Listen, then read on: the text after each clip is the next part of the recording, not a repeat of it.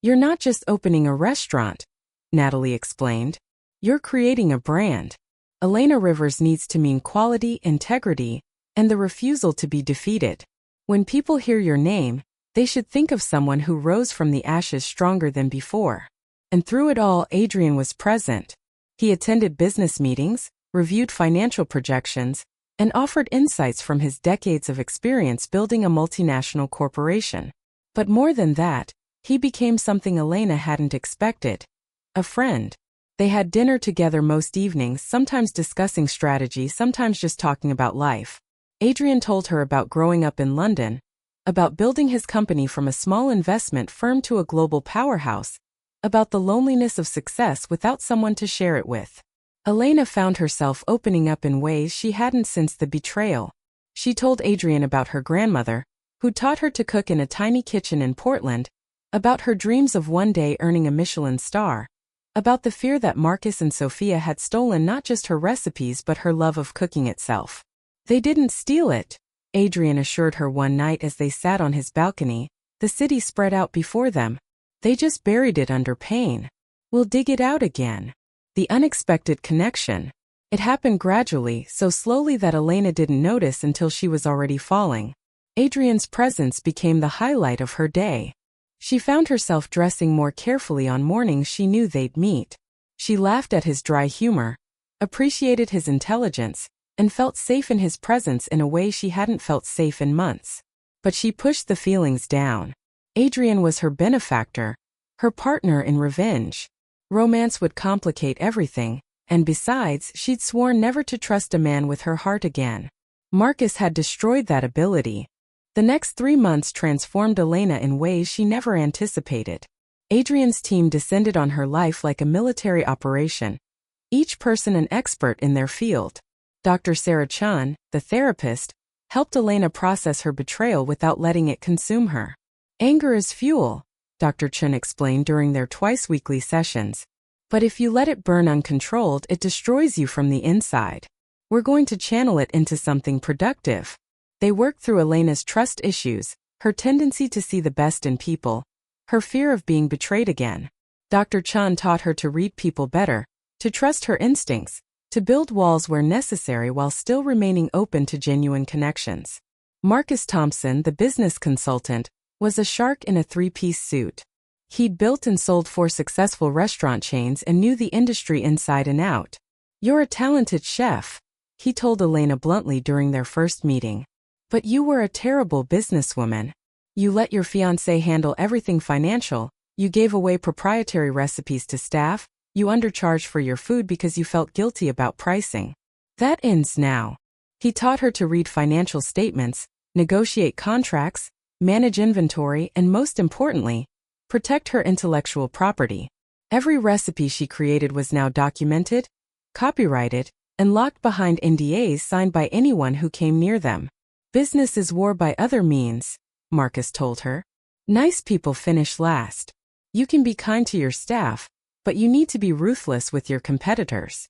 Natalie Park, the publicist, transformed Elena's public image from victim to victor. She managed Elena's social media, booked strategic interviews, and crafted a narrative of resilience and triumph. Yes, but the Lily who woke up wasn't the same person. She's lost her confidence, her passion, her joy. She can barely function in social situations. The doctors call it severe PTSD and depression. I call it murder of the soul. Adrian's hands clenched into fists. Marcus Chun didn't just steal recipes and money, Elena.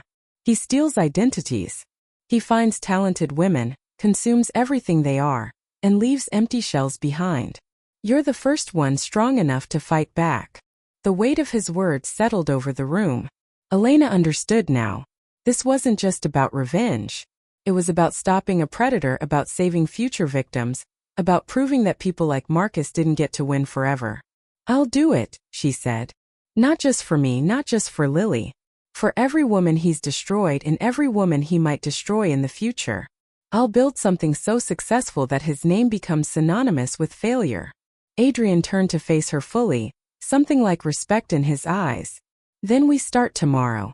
I've hired a business consultant to work with you, a publicist to manage your image, and a lawyer to protect your intellectual property with ironclad contracts. You'll also work with a therapist who specializes in betrayal trauma. You need to be psychologically prepared for what's coming. What's coming? Elena asked. War, Adrian said simply. Marcus will fight back. He'll try to discredit you again, sabotage your new restaurant, turn the industry against you. And you'll need to be strong enough to weather it without breaking.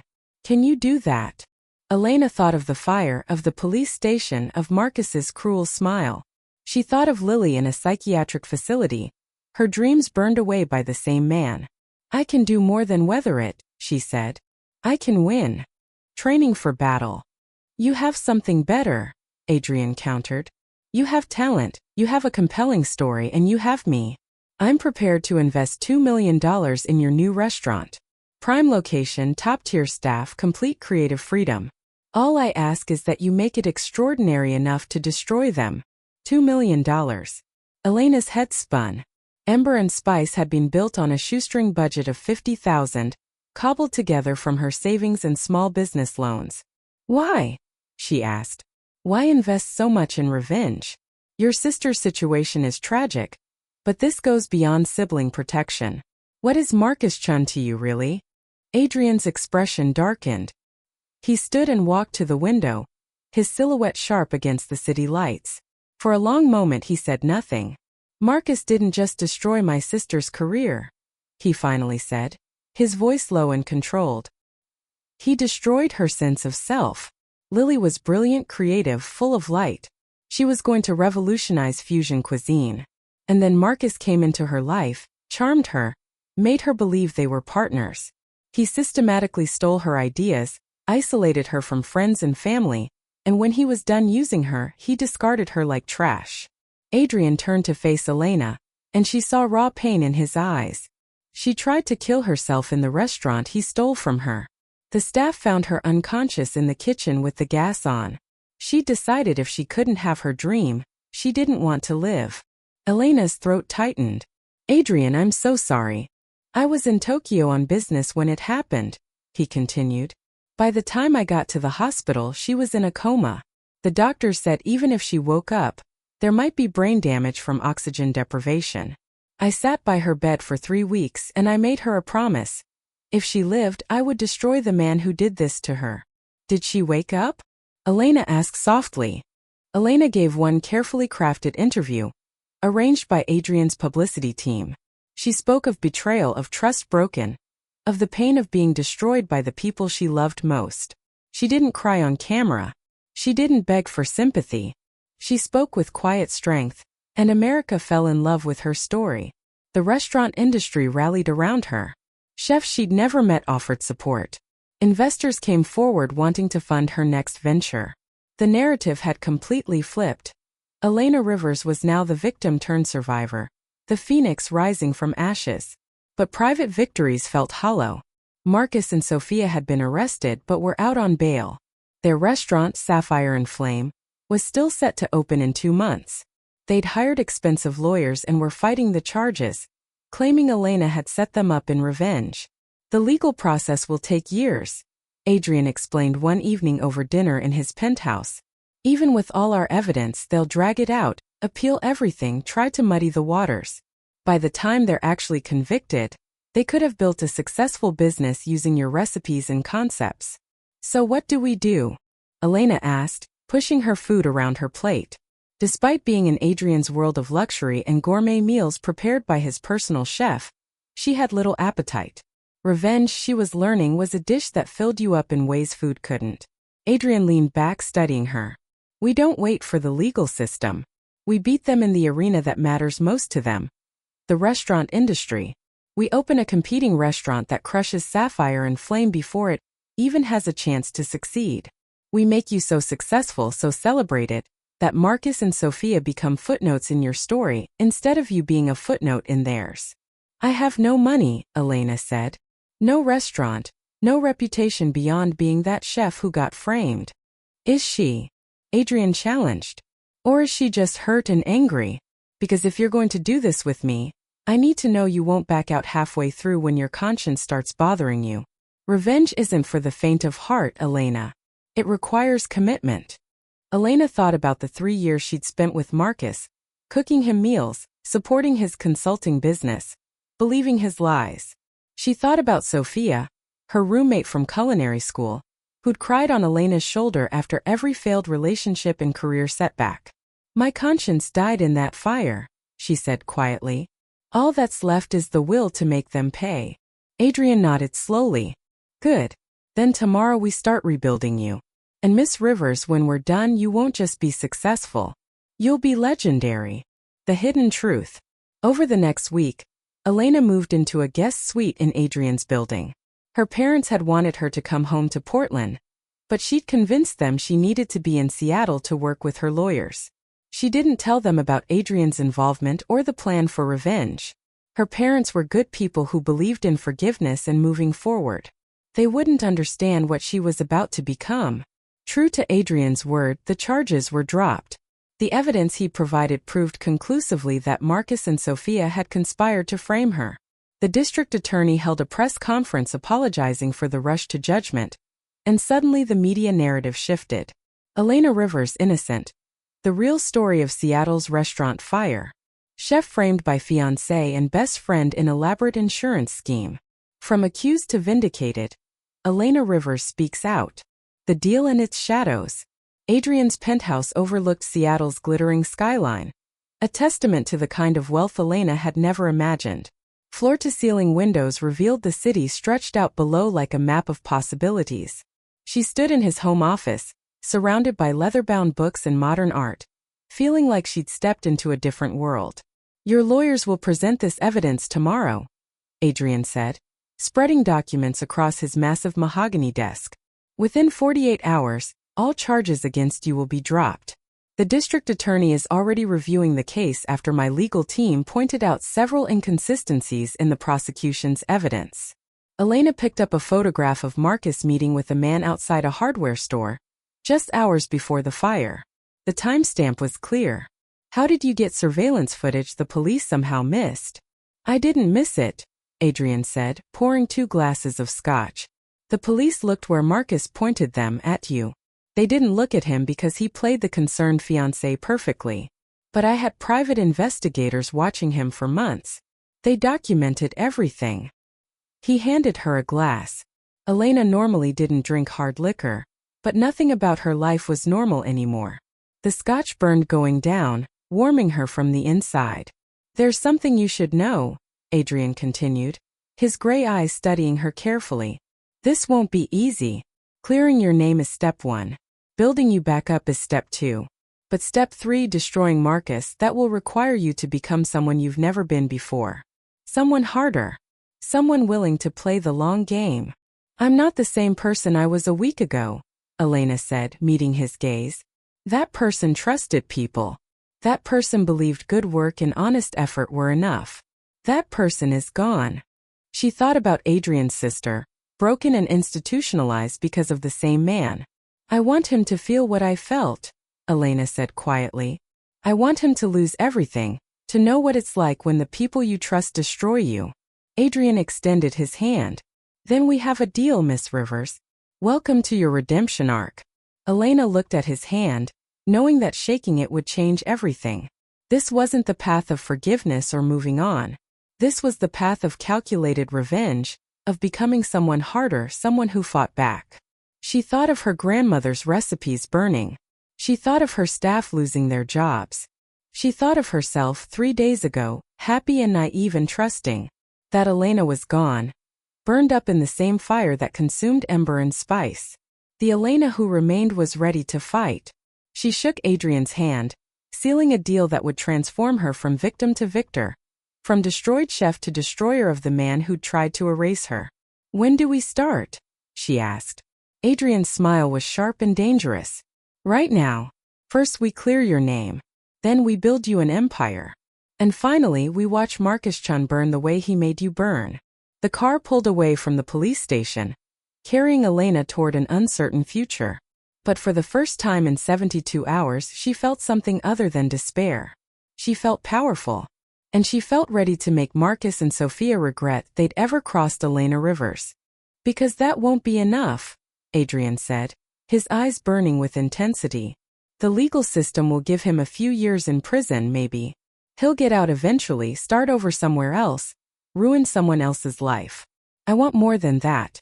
I want complete annihilation. And I think after what he did to you, you want that too. Elena stared at the evidence in her hands, thinking of her burned restaurant, her destroyed reputation, her parents' mortgaged house. She thought of Marcus and Sophia giving interviews, being praised for moving forward with her stolen dreams. What exactly are you proposing? She asked quietly. Adrian leaned forward, his presence commanding. I'll use this evidence to clear your name completely. I'll provide you with the best lawyers money can buy. I'll fund a new restaurant for you, better than Ember and Spice, with ironclad protections on your intellectual property. And in exchange, you'll work with me to systematically dismantle everything Marcus has built. We'll outcompete him, expose him, and watch him crumble. Legally, of course, he added with a slight smile. I'm not proposing anything criminal, just strategic, aggressive business tactics. You want me to help you destroy my ex-fiancé, Elena said slowly. I want us to destroy the man who destroyed my sister, who destroyed you, and who will destroy others if we don't stop him, Adrian corrected. This isn't just about revenge, Miss Rivers.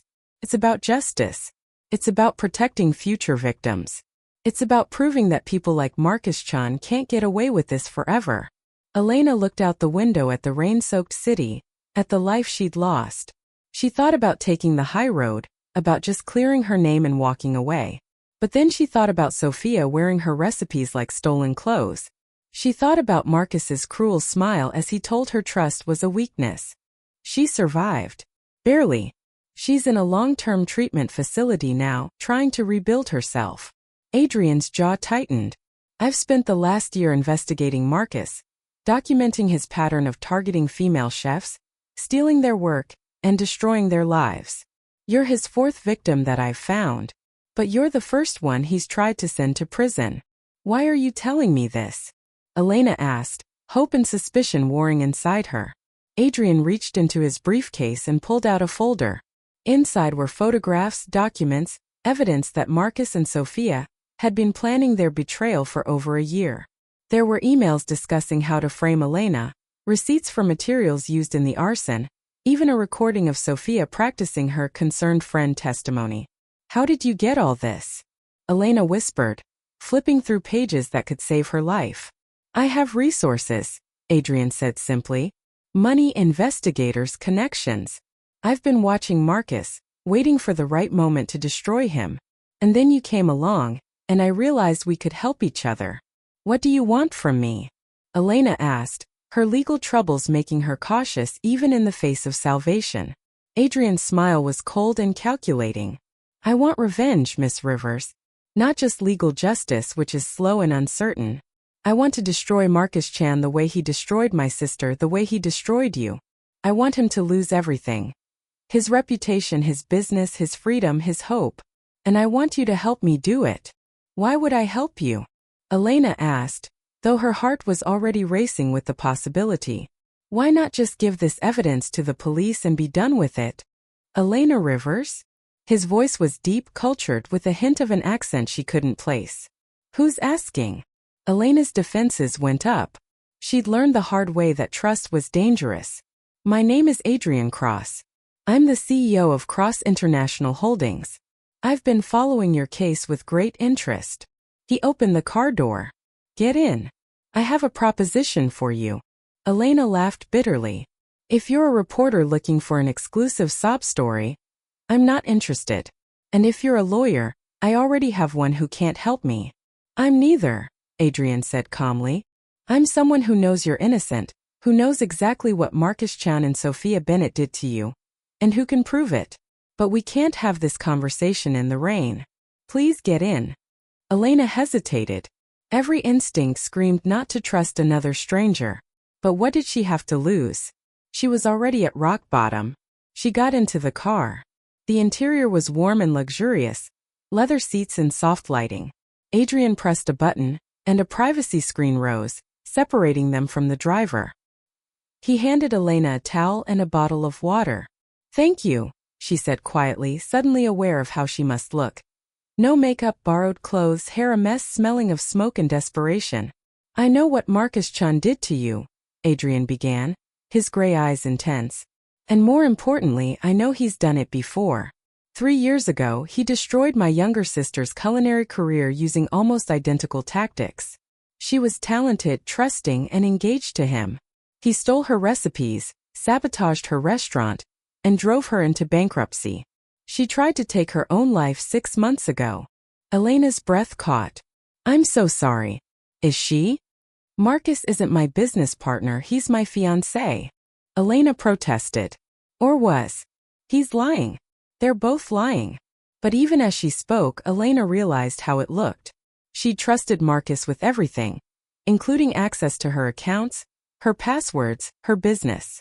He'd been positioning himself for months, maybe years, creating a paper trail that made her look guilty, while he appeared to be the concerned partner trying to help a troubled woman. They released her on bail, which her elderly parents had to mortgage their house to afford. Elena stood outside the police station, homeless, jobless, and facing prison time for a crime she didn't commit. Her phone buzzed with messages from reporters, former colleagues distancing themselves, and cruel comments on social media. Chef Elena Rivers, once Seattle's rising star, arrested for insurance fraud. Ember and Spice owner accused of burning down her own restaurant. From culinary genius to criminal, the fall of Elena Rivers. Marcus and Sophia were already giving interviews, expressing their shock and sadness over Elena's breakdown. They announced they were opening a new restaurant, Sapphire and Flame, to honor Elena's legacy while moving the culinary conversation forward. They were using her recipes, her concepts, her dreams, and being praised for it. Elena stood in the rain outside the police station, watching cars pass by, feeling more alone than she'd ever felt in her life. She had nothing left. No restaurant, no reputation, no future. Just criminal charges and the certainty that the two people she'd trusted most had destroyed her completely. She was about to walk to the homeless shelter when a sleek black car pulled up beside her. The mysterious offer.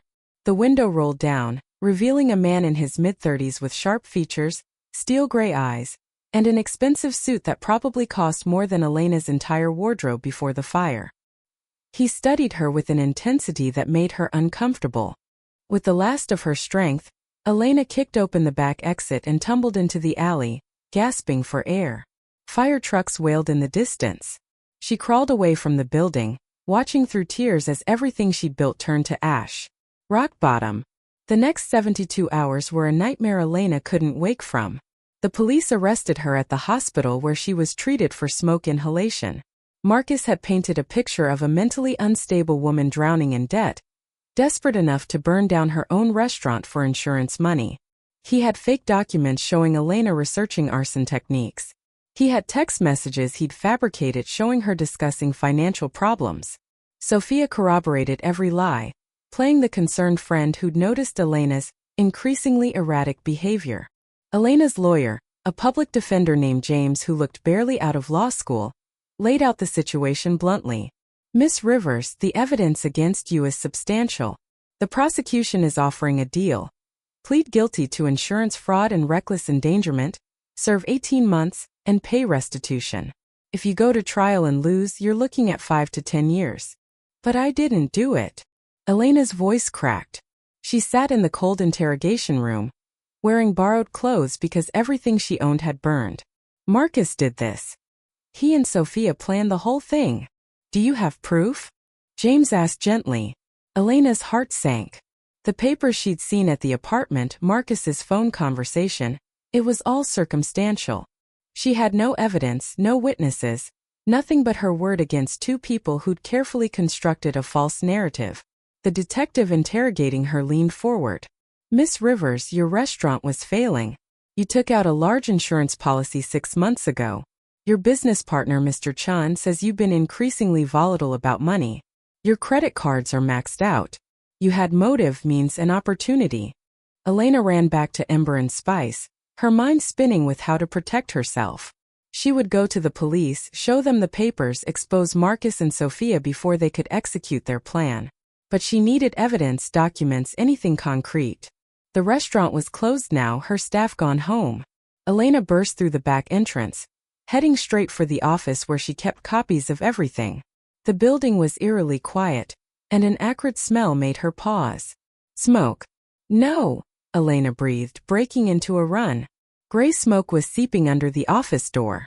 She threw it open and was met with a wall of flames. The fire was spreading impossibly fast, consuming her filing cabinets, her computer, everything. Someone had started it while she was at the apartment. The setup was complete. Elena turned to run but heard voices outside. Through the window she saw Marcus on his phone, his face a mask of fake concern. Yes, officer, I'm worried about my fiancée. She's been under so much stress lately talking about insurance money about starting over. I just got an alert that the fire alarm went off at her restaurant, and I'm afraid she might have done something desperate. The trap was springing shut around her. Smoke filled her lungs as Elena searched desperately for the emergency exit. The heat was overwhelming, flames licking up the walls, consuming 5 years of her life in minutes. She grabbed a towel, soaked it in the sink, and covered her mouth, crawling toward the back exit. Behind her, she heard the front windows shatter. The fire roared louder, feeding on the fresh oxygen. Elena's eyes burned, her lungs screamed, and terror clawed at her chest. She was going to die here, and Marcus would collect the insurance while taking over her recipes and her legacy. No, she wouldn't let that happen. Sophia grabbed her shirt, her earlier confidence crumbling. Elena, please let me explain. Explain what? Elena's voice rose, years of trust transforming into rage. Explain how you've been stealing my recipes? How you've been planning to commit arson and frame me for it? How long has this been going on? Marcus's face hardened.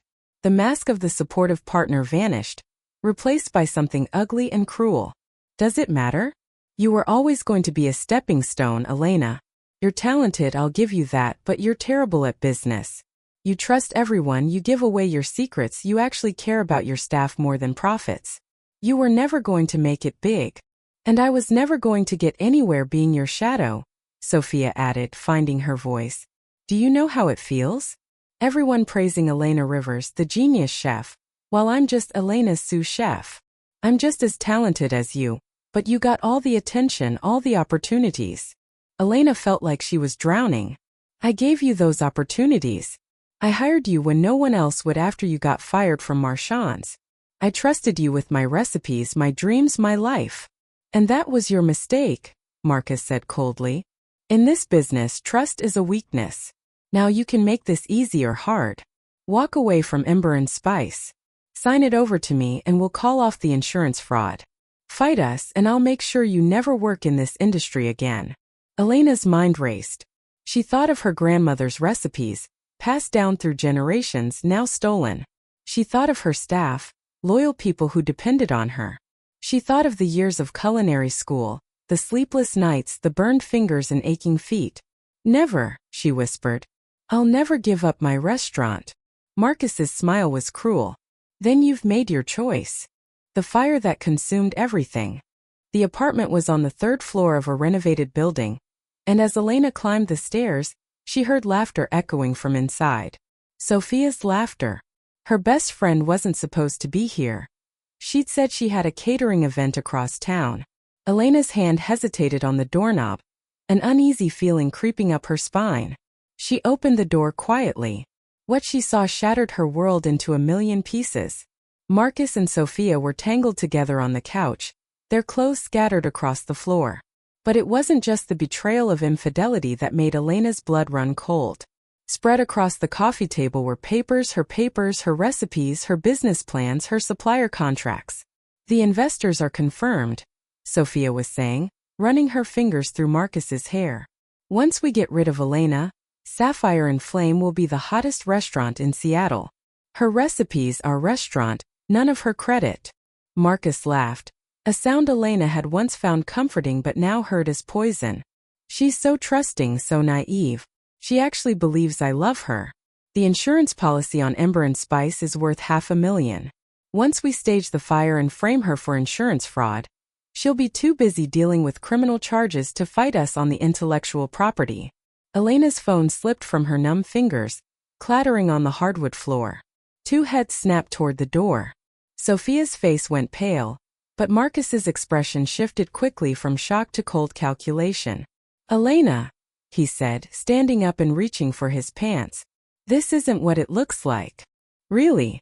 Elena's voice was surprisingly steady, though her entire body trembled. "Because it looks like my fiancé and my best friend are planning to destroy my life." The conspiracy revealed. The perfect life shattered. Elena Rivers stood in her restaurant kitchen, the sweet aroma of caramelized sugar filling the air as she perfected her signature crème brûlée. At 28, she had everything she'd ever dreamed of: ember and spice, her own restaurant in downtown Seattle, a fiancé she adored, and a best friend who'd stood by her since culinary school. The evening rush was approaching, and her heart swelled with pride as she watched her small team prepare for another successful night. "You're going to burn yourself out, babe," Marcus said, sliding his arms around her waist from behind, his cologne expensive and sharp, mixed with the kitchen scents. "Why don't you let me handle tonight? You've been here since 5 this morning." Elena leaned back into his embrace, grateful for his support. Marcus had been her rock for 3 years, helping her navigate the brutal restaurant industry. He managed the business side while she focused on creating culinary magic. They were the perfect team, or so she believed. "I just want everything perfect for the food critic coming tonight," Elena said, checking her reflection in the stainless steel refrigerator. Her dark hair was pulled back in a neat bun, and despite the long hours, her green eyes still sparkled with passion. "This review could change everything for us." "It will," Marcus assured her, his smile not quite reaching his eyes. "Trust me, everything is about to change." The discovery that changed everything. 3 hours later, Elena realized she'd forgotten her phone at the apartment she shared with Marcus, just 10 minutes away. The critic had canceled at the last minute, and exhaustion suddenly hit her like a wave. She decided to grab her phone and maybe take a short break before the dinner rush peaked.